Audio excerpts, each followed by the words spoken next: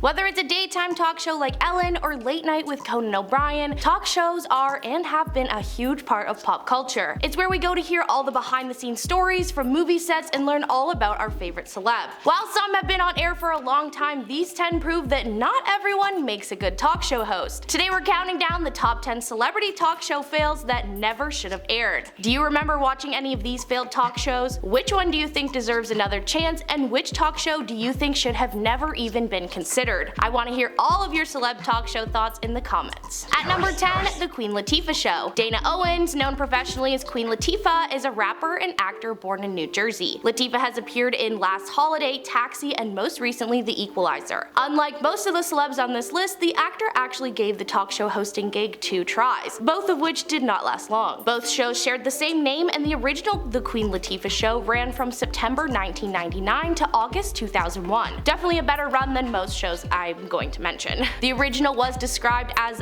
the Dear Abby for the hip-hop generation. The series covered various topics and included interviews with both celebrities and non-celebrities. Then, more than a decade after it was cancelled, the Queen was back. The revamped Queen Latifah Show debuted September 2013 and was even renewed in January 2014 for a second season, but that's about it. In November 2014, Sony Pictures TV cancelled the Queen Latifah Show due to declined ratings. I don't think the show was horrible, I just don't think it had anything special to compete with other talk shows. It unfortunately didn't work out for Queen Latifah once again, but her talk show run was still far better than the people I have coming up next. Number 9, The Wanda Sykes Show. Wanda Sykes is a comedian, actress, and writer. In 2004, Entertainment Weekly named Sykes as one of the 25 funniest people in America. Fox debuted The Wanda Sykes Show in November 2009. Comedian Keith Robinson co-starred as her sidekick. The show was very meh from what I gather, and the 50% rating it has on Rotten Tomatoes only confirms my theory. Brian Lowry from Variety said, "The Wanda Sykes Show is off to a decidedly shaky start. The program opens by flashing a big W on the screen, which presumably stands for Wanda. Yet after this first hour, one might as easily be tempted to read it as Y." The show stayed on the air for only 1 season, and in May of 2012, Fox made the announcement, and this left the network with no original late-night programming for the first time since 1994. I think executives at Fox only saw her comedic talent, but didn't think about the fact that hosting a show is a whole nother skill set on its own. Unfortunately, Sykes just doesn't possess what a good host needs. The show failed to get people laughing, but that doesn't mean Sykes herself stopped bringing on the laughs. Luckily, the show didn't ruin her comedic reputation, and the roles kept on rolling in. She may be a crappy talk show host, but most recently she was working on the show Blackish, and it went far better than the Wanda Sykes Show. Number 8, Cocktails with Khloe. I think Khloe Kardashian has the most recent failed talk show of the list. Kardashian rose to fame on the reality show Keeping Up with the Kardashians along with her sisters and mother. Cocktails with Khloe premiered on the FYI cable channel on January 20th, 2016. The series hosted by Kardashian lasted only 14 episodes before getting the top. Unlike the other shows on the list, Khloe's ratings weren't too bad. They were nothing to write home about, but they weren't nearly as bad as others. Apparently, the real reason Cocktails with Khloe didn't get a chance at a second season was due to chaos behind the scenes. Insiders claim there was no agreement on the direction of the show, and Kardashian was not popular with staff. A source said it was chaos. Nobody agreed with anybody else about what it should be or what direction it should be going. Another source added, Khloe's used to being on a smash hit show and being able to call the shots, but it's not like that on a small show. Eventually, everyone had enough. It's too bad because considering the medium response to the first season, it really had potential to become something big for Khloe. She had guests on like John Legend and Chrissy Teigen, Kanye West, and Cardi B, but despite having the ingredients for a good talk show, it could have used a few more minutes in the oven. At number 7, Thicke of The Night. He was a Canadian actor known best for his time on Growing Pains. Long before his Growing Pain days, Thicke hosted a successful Canadian daytime talk show called The Alan Thicke Show from 1980 to 1983. Since he was doing so well in Canada with his show, he was offered another talk show, this time in the United States. Thicke of the Night was intended as a rival to The Tonight Show starring Johnny Carson, and it debuted in September 1983. The show had a major publicity campaign, but despite this, critics were not kind to its unorthodox blend of stand-up comedy, sketch comedy, and talk show. The format did end up becoming the staple of late-night talk shows, but at the time it just wasn't what people wanted to see. Thicke of the Night also featured musical performances, including the television debut of the Red Hot Chili Peppers. As the season progressed, more and more stations dropped the show. Mid-season, it was revamped to more closely resemble Thicke's original talk show in Canada,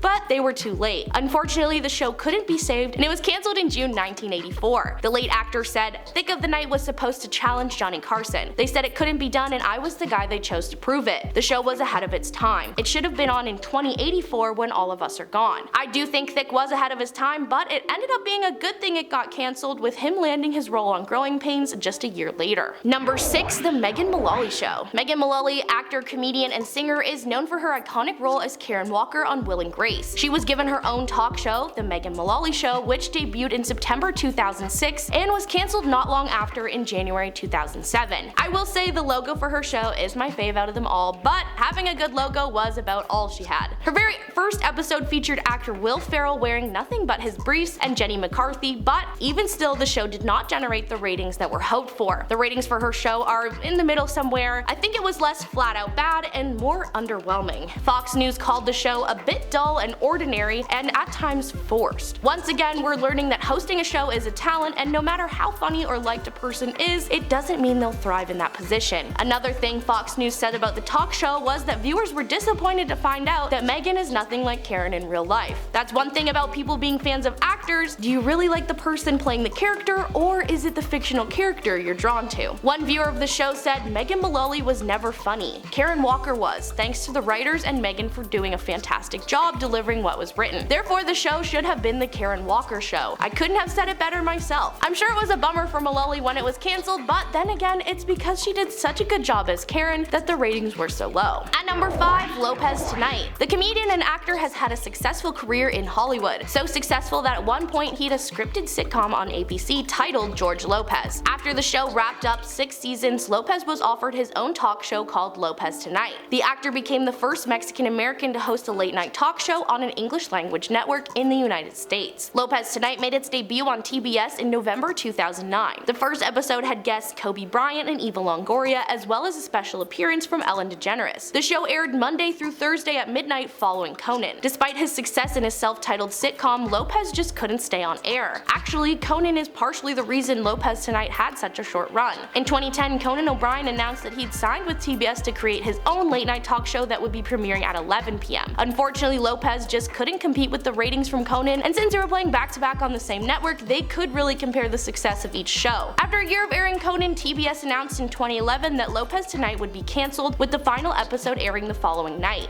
Conan went on to be successful for over a decade, airing its last season in 2021. I wonder if the results would differ had Lopez landed that 11 o'clock spot. At number 4, Kris. Kris Jenner is maybe one of the most powerful women in Hollywood when it comes to getting stuff done. I truly believe that the Kardashian family would have been old news after a year or two if it weren't for Kris. She has taken the Jenner women and turned them into some of the biggest names in Hollywood without an ounce of acting or musical talent, I might add. Jenner once said that it was her dream to have a talk show like Oprah. Since she's Kris Jenner, it was a pretty easy dream to make happen. Fox gave Jenner her own show called Kris in 2013. Kris only aired in 6 metro areas, and she pulled out all the stops for big ratings, including bringing on members of her family. Unfortunately, Jenner is not as good at hosting a talk show as she is at doing business. In a last-ditch effort to renew her show, she had on her son-in-law at the time, Kanye West, to release the first ever photos of his daughter, Northwest. Unfortunately for Kris, it wasn't enough, and the show was cut after just 1 season. Following the season, Jenner said, "I had so much fun this summer making my dreams come true." After the show was cancelled, a source said viewers just tuned out and genuinely don't want to see her on daytime television in any format. A bit harsh, but